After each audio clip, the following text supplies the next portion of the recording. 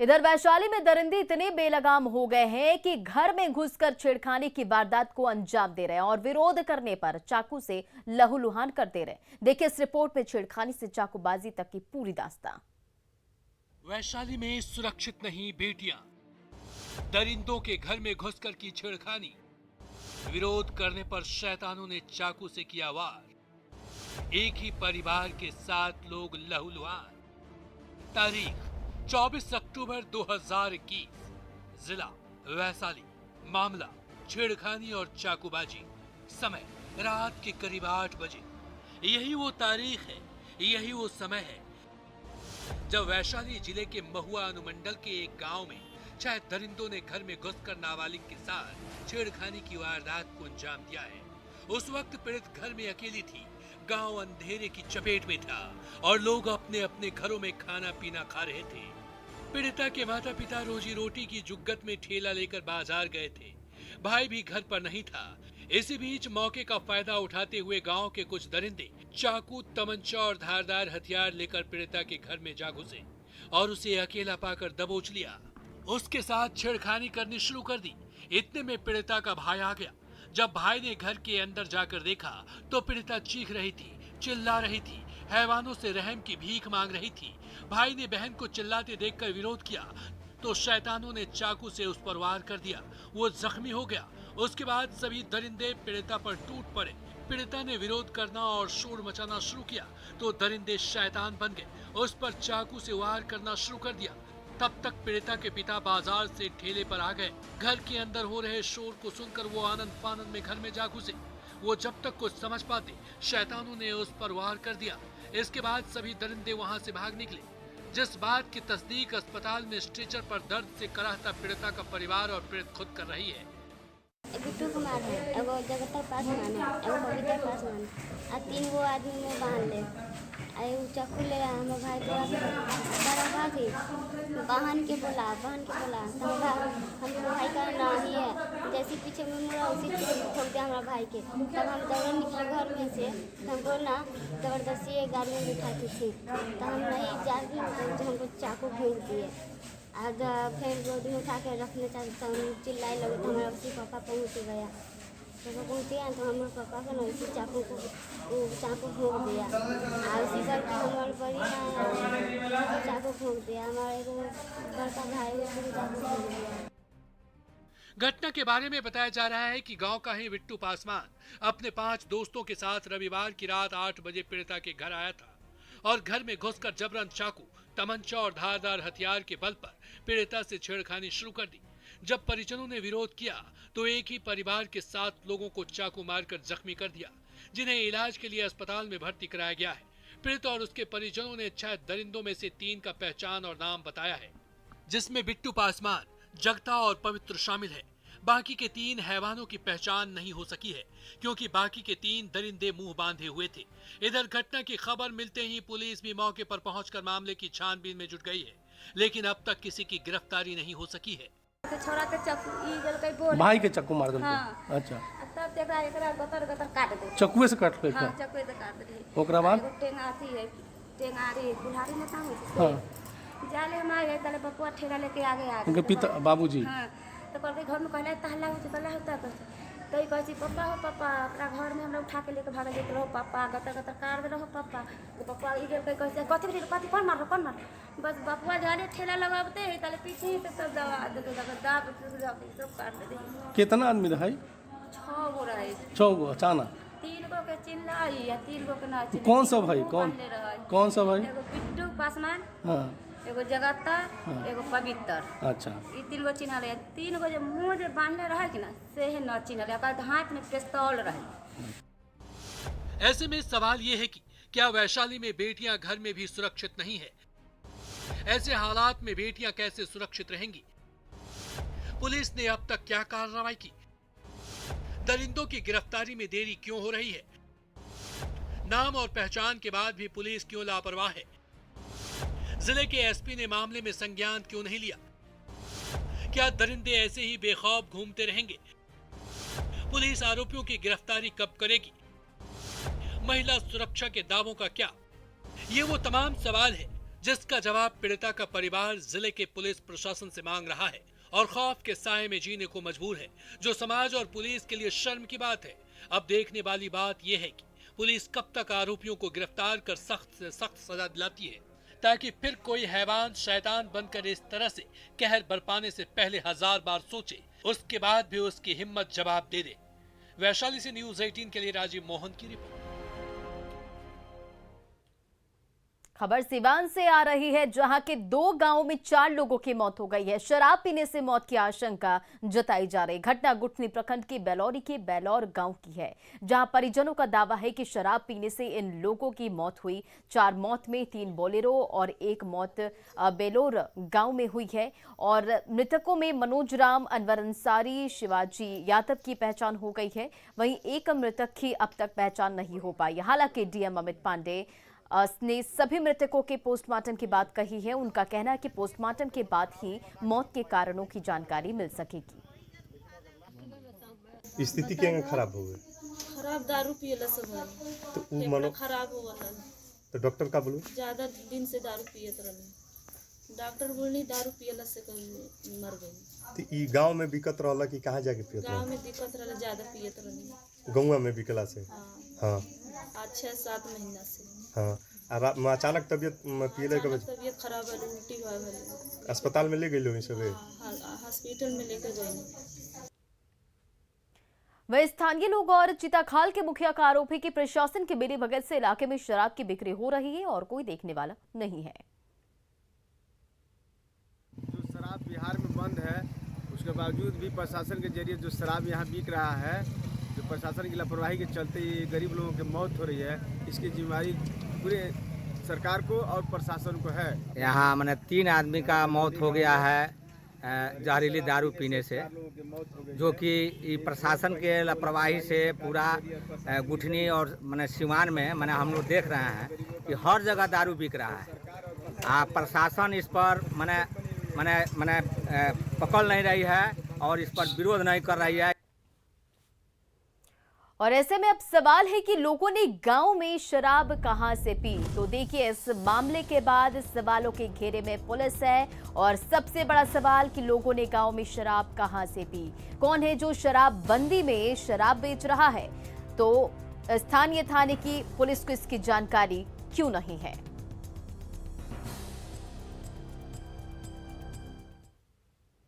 ये पहली बार नहीं जब बैन शराब वाले बिहार में शराब पीने से मौत की बात सामने आई है। सिर्फ इस साल की बात करें तो फरवरी 2021 कैमूर के कुड़ासन में शराब पीने से 2 की मौत की खबर थी। वहीं फरवरी 2021 की बात करें तो गोपालगंज के मझवलिया में 6 की मौत हुई थी और फरवरी 2021 मुजफ्फरपुर के कटरा और मनियारी में 7 की मौत हुई थी। वहीं मार्च 2021 की बात करें तो नवादा के गोंदापुर, बुधौल, खरीदी बिगहा में 15 की मौत हुई थी। वहीं अक्टूबर 2021 सिवान के बेलौरी और बेलौर गांव में 4 की मौत हुई, जहां परिजन शराब पीने से मौत की बात कह रहे हैं।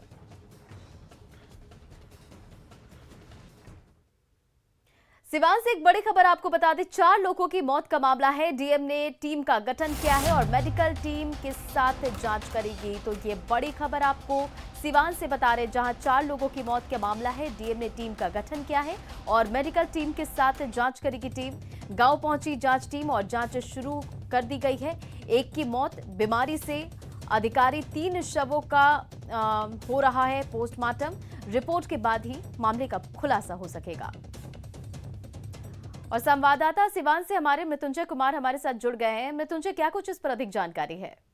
जी देखिए, अभी जो अपडेट सामने आ रही है, जो टीम गई थी वहां जांच करने के लिए उस गांव में, तो जो संबंधित अधिकारी है उनका कहना था कि 2 लोग जो है उनको डेड बॉडी को दाह संस्कार कर दिया गया, यानी जला दिया गया है और 2 लोग का डेड बॉडी सिवान सदर अस्पताल में लाया गया है। ये मामला 2 दिन से चलता आ रहा है, लेकिन जो घटनाएं घटी है, आज 3 लोगों की मौत हुई है। वहीं कल 1 लोगों की मौत हुई है। तो पुलिस पूरे मामले के बिंदु से जांच करे कि आखिर मौत के वजह क्या रहा। लेकिन अगर ग्रामीणों की बात की तो ग्रामीणों का कहना है कि शराब पीने से इन लोगों की तबीयत बिगड़ी और अचानक मौत हो गया।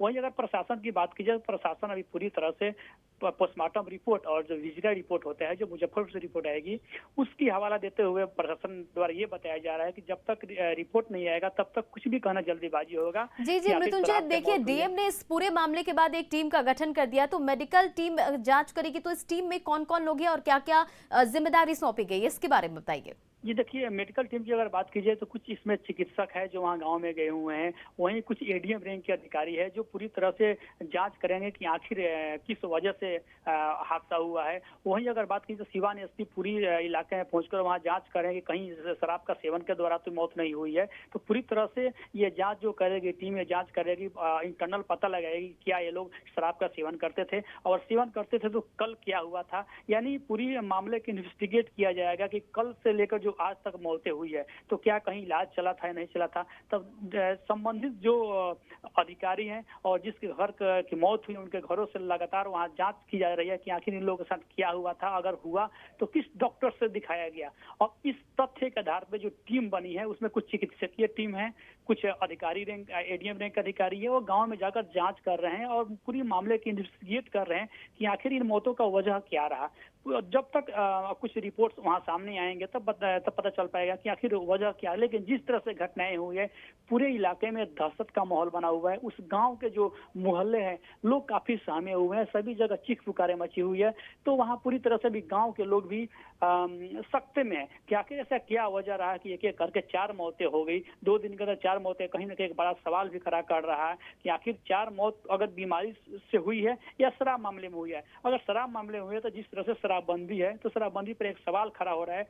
और ये जो इलाका है बिहार यूपी का सटा बॉर्डर है। मृत्युंजय, ये बताइए कि थानेदार पर कोई एक्शन होगा क्या? जी जाहिर सी बात है, अगर शराब मामले में जिस तरह से बताया जा रहा है तो कहीं ना कहीं अगर शराब का सेवन होता था, कुछ ग्रामीण ये भी कह रहे हैं कि काफी दिनों से शराब का इधर चूंकि बॉर्डरिंग इलाका है तो जो शराब तस्कर है वो लेकर आवागमन करते हैं। तो एक बड़ा सवाल ये भी हो सकता है कि आखिर अगर शराब से मौत हुई तो उस जो एसएचओ है, जो थाना प्रभारी है, वो क्या कर रहे थे। कहीं ना कहीं वो जब उन शराबबंदी को लेकर एक टीम का गठन भी किया गया है और एक थाना अध्यक्ष है तो उनको नॉलेज में होगा। इस तरह से ग्रामीण भी काफी दिन से आरोप भी लगा रहे हैं। जैसे हमारी बात हुई, ग्रामीण तक कहना था कि शराब का सेवन यहाँ बिक्री होती है, तो जो शराब का बिक्री होती है तो आखिर थानेदार कहाँ थे, थानेदार क्यों नहीं इस पर एक्शन लिया। तो कहीं ना कहीं अगर शराब की बात आती है तो कार्रवाई लाजिमी है। लेकिन पूरे मामले पे सिवान एसपी भी खुद वहां गए हुए हैं। हमारी सिवान एसपी अभिनव कुमार से बात हुआ, वो पूरे बिंदुओं से जांच कर रहे हैं क्योंकि कुछ भी कहना जल्दीबाजी होगा। वो खुद फीडबैक ले रहे हैं क्या शराब का सेवन होता है, क्या तस्कर होता है। लेकिन जो अभी सूचनाएं मिल रही है वहाँ छापेमारी भी चल रही है कि क्या अगल बगल गाँव में शराब का बिक्री होता है क्या। लेकिन सबसे बड़ा सवाल है, देखिए जैसे कि आप बता रहे हैं कि छापेमारी चल रही है, पुलिस अपना काम करे, लेकिन ये एक बहुत बड़ी बात है कि कौन है जो शराबबंदी में भी शराब बेच रहा है और पुलिस को इसकी भनक तक नहीं है। एक बहुत बड़ी बात है। जी देखिए, अगर बिहार की बात की जाए तो लगातार बिहार में शराब की खेपें आती है। चूंकि सीवान जो है वो यूपी का बॉर्डर है तो उसके जो शराब कारोबार या लगातार शराब इसी रास्ते से लाते हैं। हालांकि पुलिस तत्परता के कारण गिरफ्तारी भी होती है, लेकिन कहीं ना कहीं छुपके से जो शराब माफिया है वो मृत्युंजय, क्या ये कहीं ये तो नहीं है कि ये मिली भगत है थानेदार की? हाँ, बहुत सारे आरोप भी ऐसे लगते हैं। भी हो सकता है कि थानेदार की मिली भगत से भी शराब की बिक्री होती हो, लेकिन पूरी तरह से चूंकि मामला सामने आया है तो सिवान एसपी इस बिंदु पर भी जांच कर रहे हैं क्या संरक्षण में तो कहीं शराब नहीं बेची जाती है। चूंकि बहुत सारे आरोप लगते हैं जब शराब की बिक्री होती है। शराब की उस समय जब पंचायत चुनाव चल रहा था तब शराब की कई थानेदारों पर आरोप लग रहा था कि इस तरह की कारोबार थी, कहीं ना कहीं संलिप्तता उन लोगों की होती है। तो पूरे बिंदु से सिवान पुलिस जांच करिए क्या थानेदार इसमें संलिप्त है नहीं है, क्या आखिर अगर मौत शराब से मौत हुई है, अगर इनके इलाके में शराब बेची जाती थी तो आखिर एक्शन क्यों नहीं लिया गया। तो कहीं ना कहीं एक बड़ा सवाल खड़ा हो रहा है। जी इन तमाम जानकारियों के लिए शुक्रिया मृत्युंजय। चले बढ़ते अब अपनी अगली खबर की ओर। पंचायत चुनाव को लेकर पुलिस की टीम ने दानापुर, बनेर और बेहटा इलाके में शराब तस्करों पर शिकंजा कसा है। शराब तस्करों ने गंगा के बीच बनी शराब की भट्टियों को ध्वस्त किया और पानी में तैरकर पुलिस ने शराब कारोबारियों पर नकेल कसा है। हालांकि इस कार्रवाई से पहले तस्कर फरार होने में कामयाब हो गए। तस्वीरों में आप देख सकते हैं कि कितने बड़े पैमाने पर शराब का कारोबार यहां पर चल रहा था।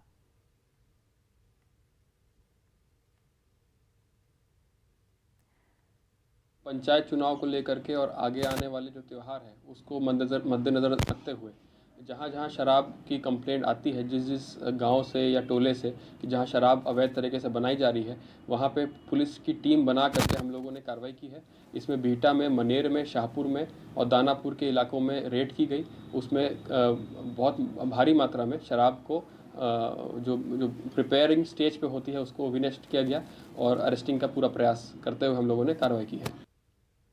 खबर समस्तीपुर से है, जहां लापता युवक का शव मिला है, जिसके बाद इलाके में सनसनी फैल गई है। शव को देखने से लग रहा है कि युवक की गोली मारकर हत्या की गई है। उसके बाद शव को फेंका गया। मृतक का शव चकमेहसी के कुड़वा सरहौरा से बरामद की गई है, जिसकी शिनाख्त रोशन कुमार के रूप में हुई है। बताया जा रहा है कि रोशन शनिवार की शाम से लापता था। इधर शव मिलने के बाद आक्रोशित लोगों ने समस्तीपुर दरभंगा सड़क को जाम कर दिया और घंटों हंगामा किया और आरोपियों की जल्द से जल्द गिरफ्तारी की मांग की है।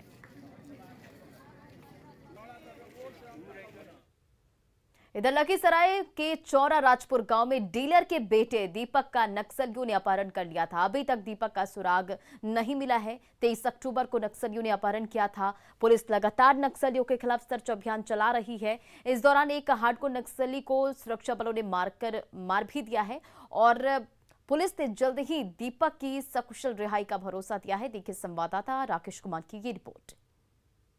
23 अक्टूबर की देर शाम नक्सलियों द्वारा अपहृत दीपक का अब तक कोई सुराग नहीं मिल पाया है। हालांकि पुलिस लगातार जमुई, लखीसराय और मुंगेर के तरफ से कॉम्बिंग ऑपरेशन चला रही है ताकि दीपक को सकुशल नक्सलियों के चंगुल से रिहा करवाया जा सके। इस वक्त हम मौजूद हैं सदर अस्पताल स्थित पोस्टमार्टम हाउस में। आप देख सकते हैं इनकाउंटर के दौरान जो हार्डकोर नक्सली प्रमोद कोड़ा मारा गया था उसके सबको यहाँ पे रखा गया पोस्टमार्टम के लिए और कड़ी सुरक्षा व्यवस्था यहाँ पे की गई है। यहाँ पे खुद लखीसराय SDPO मौजूद हैं। आप देख सकते हैं, हम उनसे बात करना चाहेंगे कि आखिर कितने देर में इसका पोस्टमार्टम किया जाएगा। सर क्या है सर? मतलब जैसे मानवाधिकार आयोग का जो गाइडलाइन है उसके अनुसार मजिस्ट्रेट के प्रतिनिधित्व में चिकित्सीय बोर्ड द्वारा इसका पोस्टमार्टम किया जाना है, जिसकी वीडियोग्राफी होगी और उसके बाद इसके परिजन को खबर किया गया है। उनको उनके माध्यम से फोर्स की उपस्थिति में इसका अंत्येष्टि का कार्य करवाया जाएगा। पहचान हो गया सर? पहचान तो प्रमोद कोड़ा कल से ही पहचान हुआ। कहाँ का रहने वाला है सर? ये लठिया कोड़ा से पीरी बाजार। सर दीपक के रिहाई को लेकर क्या कुछ? उसमें लगातार सारे जो पुलिस अधीक्षक महोदय और जो ASP अभियान है और उसके अलावा पैरामिलिट्री में SSB और कोबरा बटालियन जो है और बाहर से भी कुछ फोर्स मंगाया गया है। कॉम्बिंग ऑपरेशन लगातार पहाड़ पे चल रहा है और जल्द से जल्द हम लोग रिकवरी करने का प्रयास करेंगे। राकेश, न्यूज़ 18 लखीसराय। गढ़वा से एक दवा कारोबारी का अपहरण कर अपराधी लग्जरी का गाड़ी लेकर भाग रहे थे। इसकी सूचना पुलिस को मिली तो पुलिस ने पीछा करने लगी और चारों तरफ से घेरने की कोशिश हुई, लेकिन अपराधी पलामू की ओर भाग निकले। गढ़वा पुलिस ने पलामू पुलिस को इसकी जानकारी दी। दोनों पुलिस ने पलामू के रामगढ़ से दवा कारोबारी को बरामद किया। इसके साथ अपहरण करने वाले 6 अपहरणकर्ता को भी गिरफ्तार किया गया है। अपराधी जिन 2 लग्जरी गाड़ी से अपहरण कर भाग रहे थे उन दोनों गाड़ियों पर डॉक्टर का स्टिकर लगा हुआ था और गिरफ्तार 4 अपहरणकर्ता रांची और एक बोकारो और रामगढ़ के रहने वाले हैं। व्यक्ति का अपहरण कर लिया गया है दो गाड़ी में आए अपराध कर्मियों के द्वारा, जिसकी तत्काल सूचना पर तत्काल कार्रवाई करते हुए उस भागने की दिशा में पीछा किया गया पलामू पुलिस के सहयोग से और भागते हुए अपराध कर्मियों को पकड़ लिया गया। अररिया में रह रहे दोहरी नागरिकता वाले शख्स मोहम्मद जावेद को नेपाल पुलिस तलाश कर रही है। नेपाल के विराटनगर के एक मदरसा में धर्म का पाठ पढ़ाने वाले मोहम्मद जावेद पर उसी मदरसे के हेड ने गंभीर आरोप लगाते हुए नेपाल के हाई कोर्ट में संदिग्ध गतिविधि में शामिल होने और फर्जीवाड़े की शिकायत की है। हेड मौलवी का आरोप है कि बॉर्डर पर मोहम्मद जावेद ने कुछ विदेशी मेहमानों को शरण दे रखी थी और इसकी जानकारी जब उन्हें मिली तो उन्होंने कोर्ट में इसकी शिकायत की। इस खबर के बाद भारत और नेपाल दोनों ही देशों की खुफिया एजेंसी अलर्ट हो गई है। न्यूज़ 18 के पास मोहम्मद जावेद की दोहरी नागरिकता की एक्सक्लूसिव कॉपी है। इस खबर की गंभीरता को देखते हुए नेपाल के विराटनगर पहुंचकर हमारे संवाददाता सतीश ने शिकायत करने वाले मौलवी से बात की।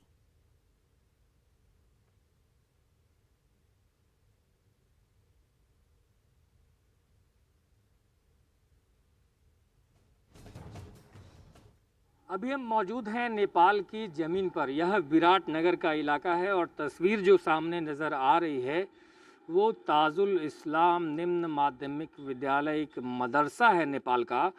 और हम यहाँ इसलिए आए हैं क्योंकि यहाँ के मदरसा के जो हेड मौलवी हैं वो अपने एक सहयोगी जो मोहम्मद जावेद हैं उनकी संदिग्ध गतिविधि नेपाल के इलाके में वो बता रहे हैं।